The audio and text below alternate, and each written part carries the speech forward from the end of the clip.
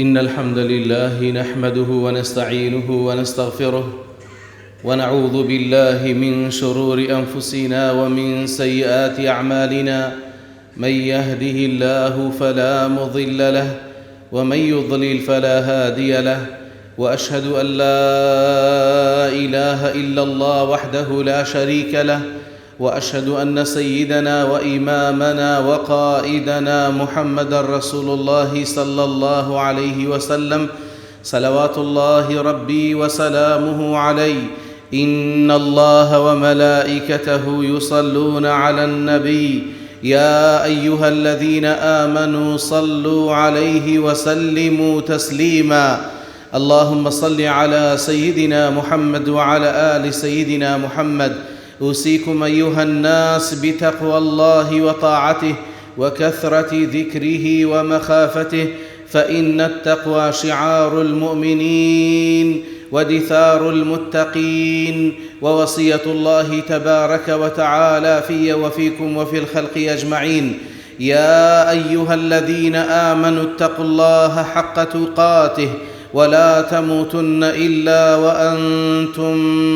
مسلمون، واعتصموا بحبل الله جميعا ولا تفرقوا. مسلمان برزكان خوشكو برا إيمان داركان، سلام و رحمة و مهرباني خوا برجي بسر همولا يكتان. خوشويستان ديارا لناوندي نزيق أبينا ومانجي رمضان أو مانجي كمانجي قرآنا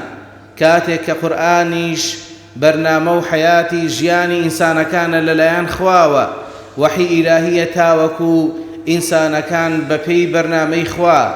سريان لنشويت رو لرقاي خراب نكن بو برنامه قرآني جياني خواني و برنامه حياتي خواني بيدا دابين كن. خوشويستان أو رو لخزمتان دا لخزمتي قرآن و سنة صحيحي پیغمبر من صلى الله عليه وسلم باسي زكاة دكين زكاة دان كمافو أركيشي قوري لسرمان ويشيك لركن هر قوركان إسلام سيم ركني زنزيري رزبندي أركان كان إسلام لبر أويك الركنيك راستوخو بيوندي بدو جمسري قورهيا تمشاء كين خوي سبحانه وتعالى نيجي واجب كردية لسر أمتي إسلام لو أويك بندكان بيوندي وعلاقيان باش بي لقال خوي رب العالمين وخوي سبحانه وتعالى نيجي شي كردا لبو أوي إن الصلاة تنهى عن الفحشاء والمنكر نيج ببيته كاري دور كوتنا ومان لخرافكاري كاتيك نيج أكين أو نيجا دسمان بقريد برو لا إخوا أو نيجي كديكين علاقة بيونديشي قلبي بيونديشي الروحي بيونديشي أخلاقي إنساني لقرب العالمين دروز دكا أو بيوندي علاقية دبيت عشقو أوينو خوشويستي لبيني بندو لبيني خوي رب العالمين كاتيشيش لبيناوي أو خوشويستيا إنسان أبي براستي دستي خوي بقريتوا بلا خوايا أولا برخاتري خوشويستي توا كأمن زينا ناكم كمشروب ناخم كجناح تاوانا كان انجام نادم كمعامل الربا ناكم كظلم ناكم كخرابي ناكم كشعوري كزبرين دار ناكم كدب ما أو إنساني كپابندم بپی ڕێنمایەکانی قورئان و بەرنامەکەی تۆ دەڕۆم یا ئیلاهی. ئەو نوێژکردنە لەبەر ئەوەشە کە جێگایەکانی خی گەورە بە تاقی تەنیا مەسەلەن نوێژی بەیانی لێرێ، نوێژی نیوەڕۆ لێرێ، نوێژی عەسر لەوەیە، نوێژی مەغریب لەوەیە، نوێژی عیشا لەوەیە، لۆ ئەوەی کە هەموو ئەوقاتەکان عیلاقە و پەیوەندیەکی بەهێز لە بینی بەندە و لە بینی ڕەب العالەمیندا هەبێت. ئەو جا پەیوەندی نوێژ لەگەر زەکات أو دو پەیوەندیت چەند پەیوەندی و عیلاقەیەکی بەهێز هەیە. نوێژ پەیوەندی ئینسانە لەگەڵ خوددا، بەڵام خوددا شتێکی تری دانا سبحانه وتعالى لۆ ئەوەی پەیوەندی ئینسانەکان بە ئینسانەکانەوە ببەستیتەوە. ئەویش زەکاتی دانا لۆ ئەوەی کە بەڕاستی ئینسان کاتێک کە پارە و پولی بوو، سەرۆت و سامانی بوو، خوای گەورە کە ماڵێکی پێدەبەخشی ئەویش لێی ببەخشی و ئینفاقی لێ بکات. هەر لەبەر ئەوە کە ئینسان ئەو دوو پەیوەندی و عیلاقەی لەگەڵ خوددا و لەگەڵ بەندەکانی خوا بەردەوام بێت، نوێژی کردە پەیوەندی عیلاقەی لە بینی خۆی و بەندەکەی، زەکاتیشی کردە پەیوەندی و عیلاقە لە بینی خۆی و لە بینی بەندەکانیدا، لۆ ئەوەی کە عیلاقەی ئیجتیماعی و خۆشەویستی و مەحەبەت لە نێوان فەقیر و ژارەکان هەبێت، نەکابرای دەوڵەمەند و خوا پێدا و ژیانێکی خۆشی هەیە فەقیرەکە بیگاتێ بە چاوی دوژمنکارانە تەمەشایکە. ئاخر ئێستا زۆر جار لە دنیا تەماشا ئەکەین وایە سەرمایەدارەکان و دەسەڵاتدارەکان کە فەقیرەکان ئەیان بینن دوژمناتیان دەکەن و ڕقیان لێیان دەبیتەوە دائیم دوعای ئەوەش دەکەن کە لە کورسیەکانیان بکەون لە پار و سەرۆت و سامان و خۆشیەکانیان بکەون چونکە هەست دەکەن ماف و حەقی ئەوانی دەوڵەمەند کردی و ئەوانی بردیتە سەر کورسی بڵند بەڵام کاتێک کە ئینسان کە کاتێک ئەوان هاتن بوون بە خزمەتکاری خەڵک لۆیش پێغەمبەری خوا صلی الله علیه وسلم خۆی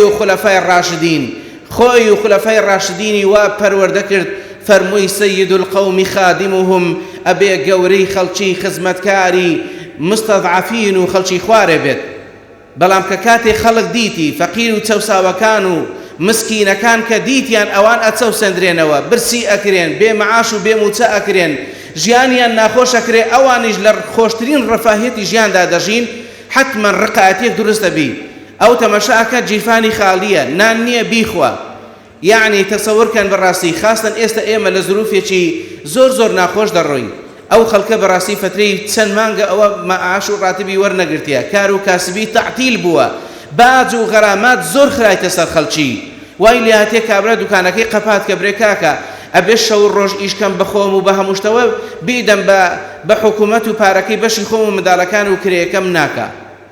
لەبەر ئەوە بەڕاستی پێویستە هەم حکوومەت چاو بخشێنیتەوە بۆ باج و غەراماتانە کە بەڕاستی ئەوە زوڵمێکی گەورەی لە خەڵک دەکرێ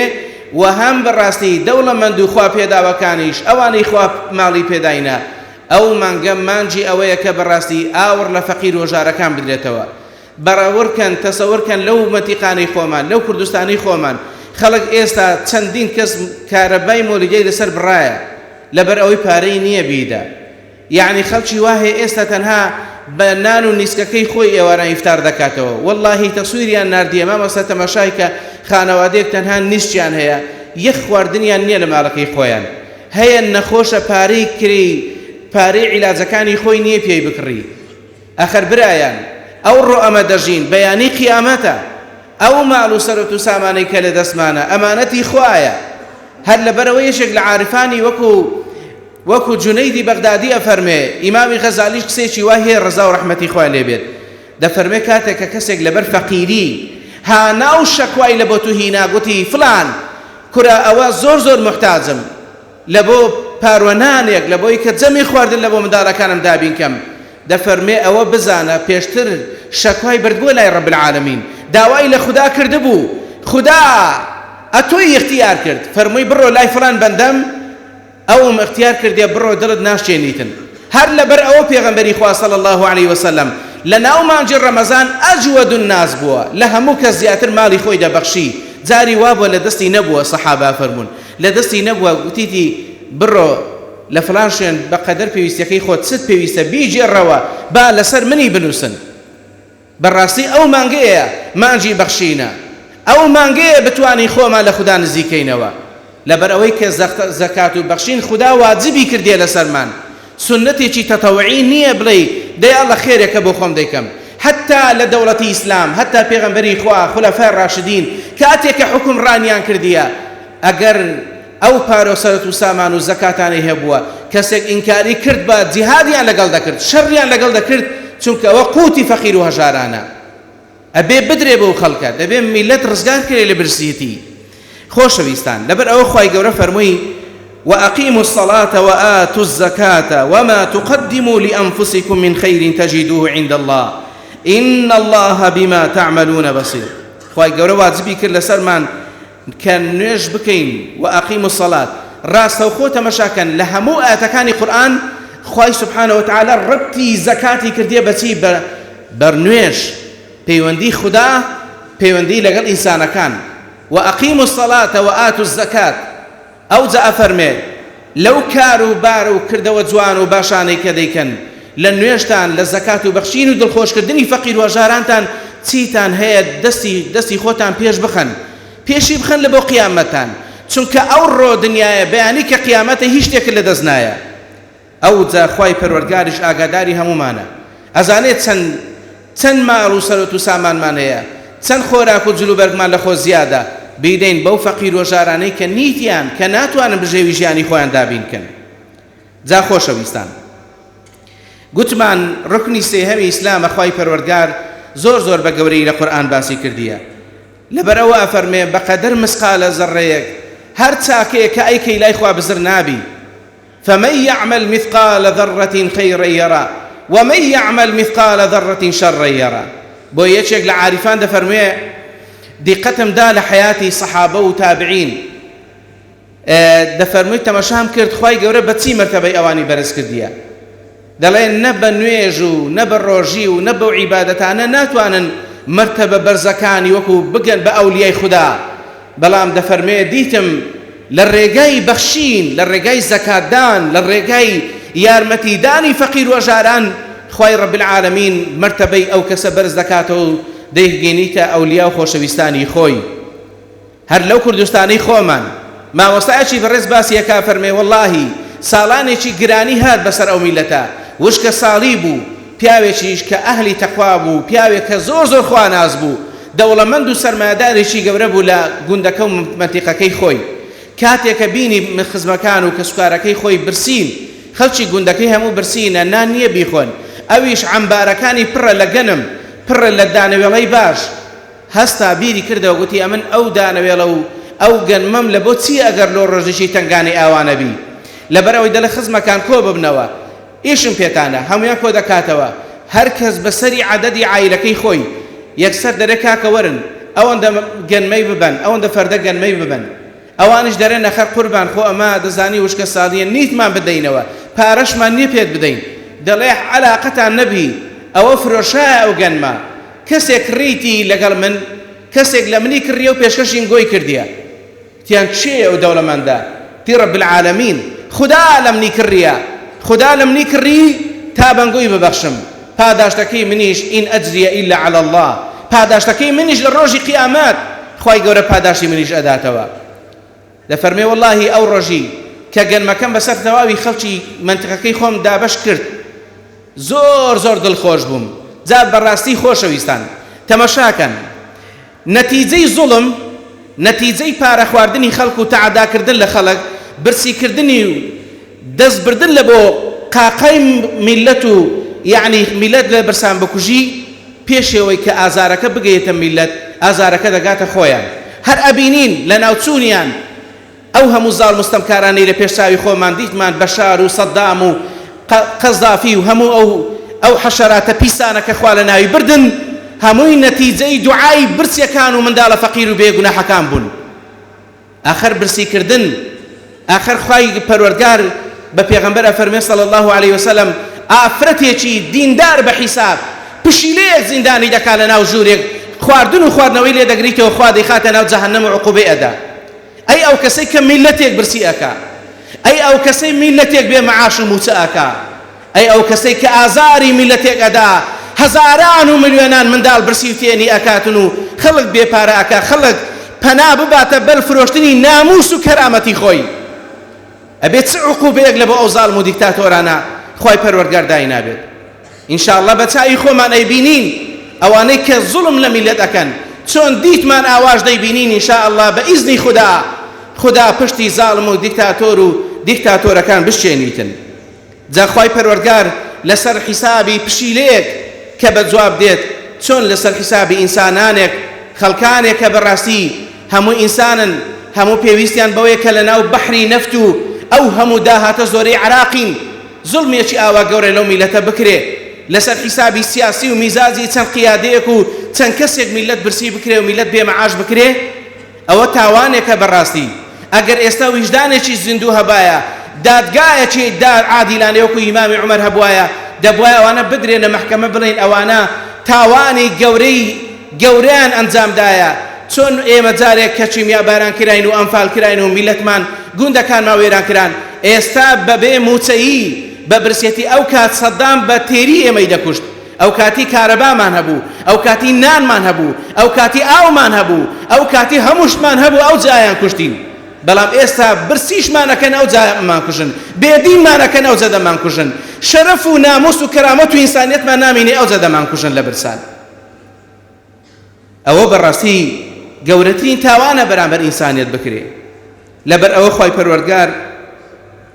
ئەو شتە ئەو ڕکنەی لەسەر واجب کردین جا ئەو پیاوە خوا ناسە دەفەرمێ هەر ئەو ڕۆژەی کە گەنمەکەم بەخشی بە خەڵکی ئەوەندە دڵخۆش بووم وا مەزانی گەورەترین پاشای ئەو دنیای ئەمنم ئەو شەوی کە زۆر سەڵەواتم لێدا لە خزمەتی پێغەمبەری ئازیزمان صلى الله عليه وسلم پێغەمبەری خوا هاتە خوێن و فەرمووی فلان کەس ئەتۆ یەکێکی لە ڕەفیقەکانی من لە بەهەشت تەماشاکەن خۆشەویستان واللهی بە نوێژەوە دەست ناکەوی بە ڕۆژیگرتنەوە دەست ناکەوی بەڵام بە دڵخۆشکردنی منداڵێکی هێتیم بەخشینی کەمێک لە خواردنەکەی خۆت و جلوبەرگ و پارە و سەرەت و سامانەکەت دەگەی بۆ مەرتەبەیی کە دڵخۆشی خوشک و برایەک و خانەوادە و فەقیرێک دڵیان خۆش بکەی من ئەمدید ئەو هەفتەیە ماڵێک کە نان نەبوو بیخۆن ماڵێک کە هیچیان نەبوو ماڵێک کە قەرداری وای لێ کردبوون تا قسەی ناشرینیان پێ بگۆترێ بە ناموسی بگۆترێ کە هانان هینایەت چووی لەگەڵ چەند برایەک یارمەتیماندایە نەزانی لە خۆشیان چی بکەن دەی ئەو کەسەی دڵی موسڵمانە گاوا خۆشەکە خوای پەروەردگارە بێت چەند لە قیامەت پاداشتی بداتەوە چەند دڵی ئەو کەسە خۆشکە لە دنیا و ئاخیرەت خۆشەویستان با هەمومان دڵ یەکتر خۆشکەین لەبەر ئەوە خوای پەروەردگار بە پێغەمبەری فەرموو صلی الله عليه وسلم خذ من أموالهم صدقة تطهرهم وتزكيهم بها أي محمد صلى الله عليه وسلم ليان ورقر لدولة من دكان بارو سروت سامان لهمو أوشتاني كنصاب شرعي هي لحيوانات لقن مزوي لبارو سروت سامان لزير رزي ولهرشتك ليان ورقر بيدا بفقير وجاركانو مالي فقير وجاركاني بآودان كنوا تبشاي أو علاقو بيوان دبكن هل لبروا أو باقي زكاة لدولة إسلام كداندرا لزمن عمر كوري عبد العزيز باشي وك فقير كاني هموي تير كردو بوشتي كردنو غانديا أو فرقي بين خوشي والرفاهية هاواريا نكرت چه آماده فقير بيد بيارمتي بدين چه خانوينيا چه جلوبرجينيا چه خواردنينيا چه پێویستی بيارمتي بدين كسيك نبو بلا من فقيرم بركتي إلهي أو جا فرموي چه ديوه زواج بكا بابي پاري زواجكي لو دابين كين أو جا لپاشان چو فندق و تيلي دانا مطعمي دانا نوي كخلق بين بخوراي ناني لبخونو سيماي أو شاريان جوان كرد كاتيك دستي عادل حكم راني بكا براستي لو يشخواي پروردگار لحديثي قدسي يشك لواني كالروجي قيامت لبن عرش سيبري خوي كويان دكاتا وچين نافرمي عالميك نافرمي دولة من ديكا أفرمي 7 يظلهم الله في ظله يوم لا ظل إلا ظله چه لوانا يكميان الإمام العادل أو كسيك إمامش عادلة أو كسيك حاكم رانش عدالة خوازو بعدالة جاني خلق دابين دكا حاكمي عدالة چه حاكمي عدالة أويا جلو برقكي وكو فقير كان بيت حاكمي عدالة أويا جياني خوي ومالو من دالكي وكو جياني خلقكي بي آية استسر كردكاني دنياوان جيان والرفاهيتي مالو من داليان وكو خلقيا وكو أو خلق بيموتن وكو أو خلق بيكاربان وكو أو خلق بينان وآون وكو أو خلق قردارن وكو أو خلق دجين لبر أواب الراستي سيد القوم خادمهم استعكس بيتوا همومي لدبن بخزمتكاري أوانج لخوشترين جيان دان وأقيموا الصلاة وآتوا الزكاة خوي پروردگار لبر أو واجبي كر لسرمان لقل نيش زكاتش لمالكاني خومان دركين زكاة يعني إنفاق أو زكاة إنفاق لسر هموشتك هرتست هي لي ببخشة أو الرؤتواني ببخشي قد أفلح المؤمنون إيمان دارك كاتك سر أكوين بس الشيطان بس أو أرزوكان من لكي أو كاتي كومل صفة من تدابيت يشك لو صفتان أخوة فرمي والذين هم للزكاة فاعلون أواني زكاة لما لكان إخوان دردكن أواني كدرون يشي زندويان هيا حسب آزار وبرسيتي فقير وجاركان دكنو أوي كهيتيان بشي وانشي ليبدن تخوات يعني لو خوتان تجربة يبكن أو برو مالي فقير وجارك أو دانكوا برو دلي أو كسي خوش كنانشي باشينية برو أو كسي كجلو برقيشي باشينية برو دلي أو من دالا نخوش بزانت سن حسب فراحي دكي دلي دلم تندا دلي ببركتي لما لكم هيا دي پیغمبری خواه صلی الله علیه وسلم آموشگاری من دکا که ایما ببخشین پیاوە گەورەکان هەمووی ببەخشین لای خوای گەورە بوون بە ئەولیا و خۆشەویستانی رب العالمین جا خۆشەویستان پێغەمبەری خوا صلی الله علیه وسلم ڕۆژێکە خورمایەکی زۆری لەبەردەست بوو فەرمووی بیلال بڕۆن ئەو خورمایە دابەشکەن بەسەر فەقیر و ژارەکان وردە وردە خەریک بوون خورمایەکان دابەشە کرد وای لێ هات خورمایەکە کەم بۆەوە ئەوانش دەستی خۆیان خەریک بوو بچێشنەوە وردە وردە کەمێک بڵێن بە خورمایەکە هەمووی نەبەخشینەوە هەندێکی بمینێتەوە پێغەمبەری خوا صلی الله عليه وسلم فەرمووی یا بیلال ولا تخشى الفقر ولا تخشى من ذي العرش الإقلالا فرموي نكي بترسي لوي كابلي أمن هموي ببخشمو هيز نامينيتوا والله مال ببخشين كم ناكا والله ما نقص مال من صدقة أو مالك دي بخشي قد كم ناكا أو كسي سخاوتي هي مالي خوي دي بخشي والله خوي قورا قد برسيناكا والله تمشاكا أو كزور فقيرة أو لجياني دائم هزب فقيري خوي دكا أوانا كالرزيلا كتساوتنوكن كبرسين كسخاوتيان نية أواني كناني باشيان هي خواي قورب دروي باشيان لذكاتوا أو كساني كدستو دليان باشا أو كساني كدائم ناني چيان هي حزكا لقل فقير وجاركان بيخون أو براستي بركة رب العالمين لبر أو همومان بنوعك بجين وكو كخواي پروردگار پي خوشا أي إيمان دار لو مالي خوي دبخشي إيما دي بخشين لپيناوي أوي چونکە ئەزانین پاداشتەکەمان ئین ئەجریە ئیلا عەلی الله ڕاستەوخۆ دەچێتە ناو تەرازووی قیامەتمان ئەی ئەو کەسانەی کە نایبەخشن ئەی ئەو ملیاردێرانەی کە لەسەر حیسابی میلەت دەوڵەمەند بوون ئەی ئەوانەی کە دەوڵەمەندی زەبەلاحمان هەیە پارەکانیان ئەچێتە سندوقی بانک دەستی بەسەردا دەگیرێ ئەوان لەبەرچی ناتوانن ببەخشن ئەو چونکە باوەڕی بە قیامەت نییە ئەو نازانێ دوو ڕۆژی کە ئەمرێ و پاداشتی خۆی لە قیامەت وەرەگریتەوە ئەوە ئەتۆی مسلمانی ئەزانی کە ئەوەی بەخشی ئەوە دەکەوێتە ماڵی تو لە ڕۆژی قیامەت پاداشتەکەی وەرەگریەوە لەبەرەوە پێغەمبەری خوای فەرموو صلی الله عليه وسلم قەد مەترسن چونکە ئەوە شەیطانن حیزبی شەیطان لە بەخشین دەترسێت چونکە دەڵێ پارەکەم ڕۆی چاوەڕێی هیچیش نییە باوەڕی بە قیامەتیش نییە پاداشتەکەی وەرگریتەوە چونکە شەیطان پێیان دەرێ خیتابیان لۆ دەدا دەڵێ نەکەن ببەخشن الشيطان يعيدكم الفقر بيان دڵێ مەبەخشن دوای فەقیریتان تووشە بی مالەکەتان سەر بەخۆ دەڕوا کەس منەتی پێتان نییە بەڵام ئیماندار نا ئیماندار دڵی خۆشە ئیماندار ئەو کاتەی کە ئەی بەخشی دڵی خۆشە بی چونکە ئەزانی پاداشتەکەی وا لەناو تەرازووی قیامەتی ئیلاهیە ئەوەیە بەڕاستی فەرقی ئێمە لەگەڵ ئەوان لەبەر ئەوە ئەو کەسە دەیبەخشی چونکە یەکێک لەوانەی کە لە ڕۆژی قیامەت ورجل تصدق بصدقة فأخفاها حتى لا تعلم شماله ما تنفق يمينه لبرو دڵی خۆشە یەکێکە لەوانەی لە ڕۆژی قیامەت کە هەموو خەڵک لە زێر ئازار و ناخۆشیەکانی قیامەتدان بەڵام ئەو سەر بەرزانە هەویەکی پێیە هەویەی تایبەتی ئیلاهی هەویەی ژێر عەرشی سێبەری خودایی ئەو کەسەی کە لە ژێر سێبەری خودادان عەفت زۆرە کەسەکان یەکێک لەوانەی کە ماڵی خۆی ئەبەخشی بە دەستی ڕاست و چەپ ئەیبەخشی دەستی ڕاستی ئەیبەخشی دەستی چەپی پێی نازانی دوورە لە ڕیا دوورە لەوەی خۆی فەرزکا بەسەر خەڵکی دوورە لەوەی کە منەت بەسەر خەڵکیدا بکە ئەو خوایەتی لە شەوە تاریکەکان ماڵەکەی خۆی ببەخشی بیدا بە فەقیر و ژارەکان و تا هەم خۆی دڵخۆشکە هەم خەڵکیش دڵخۆشکە لەبەرەوە پێغەمبەری خوا فەرمێ صلی الله عليه وسلم أنفق يا ابن آدم أو أقصي رب العالمين تبع حديث قدسية ببيغمبر فرمي صلى الله عليه وسلم كأبو هريرة أجريتوا فرمي بيغمبري خوا فرمي خواي پروردگار بيغوتيا أنفق يا ابن آدم أنفق عليك أتو ببخشا تا أو كسي صاحبي مالكي أويش بيد ببخشي يعني أو كسي كدي بخشي دمنيا بيد لو زيادة خواي قورا بيد بخشيتوا أواني كمالي خوا عند بخشن أواني كدستي خيريان هيا ئەوانەی کە دائیم یارمەتی فەقیر و ژاران دەدەن بڕۆیان لێیان بپرسن با ئەوان هەستنەوە قسە بکەن بڵێن ئێمە چەند تەجروبەمانە لێسەرەوەی کە کاتێک ماڵی خۆمان نەبەخشی خوای گەورە چەند پاداشتی زیاترمان لە دنیا و قیامەتیش ئەداتەوە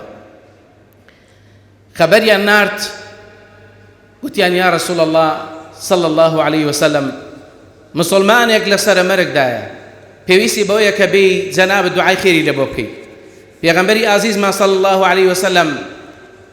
چووە لای کابرا و لەگەڵ کۆمەڵێک لە سەحابەکان لەوێ بوون دیتی کابرا سێ کەلیمە قسەی زۆر دووبارە ئاکردەوە دەیگوت کەم بوو کەون بوو دوور نەبوو هەر ئەو سێ کەلیمەی دووبارە دەکردەوە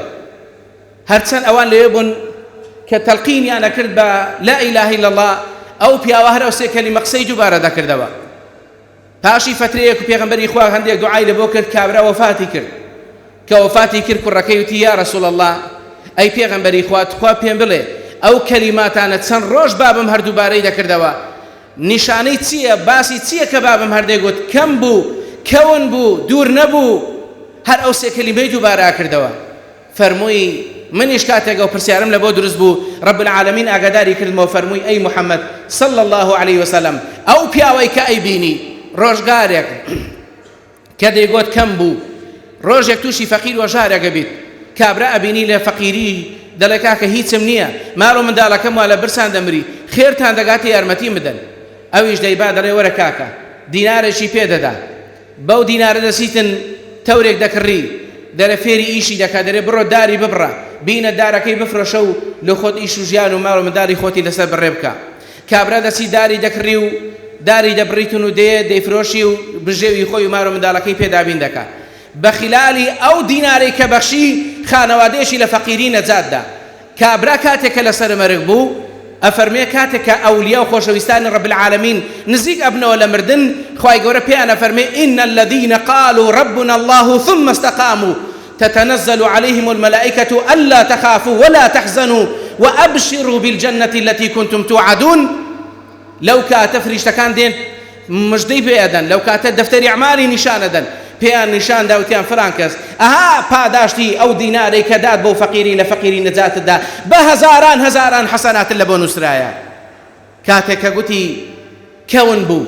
لە سەرمایەکی زستانی سەخت قەمسەڵەیەکی لەبەردا بوو، کاتێک کە گەیشت بە فەقیر و هەژارێک دیتی ئەو فەقیرە لە سەرمان دەلەرزی،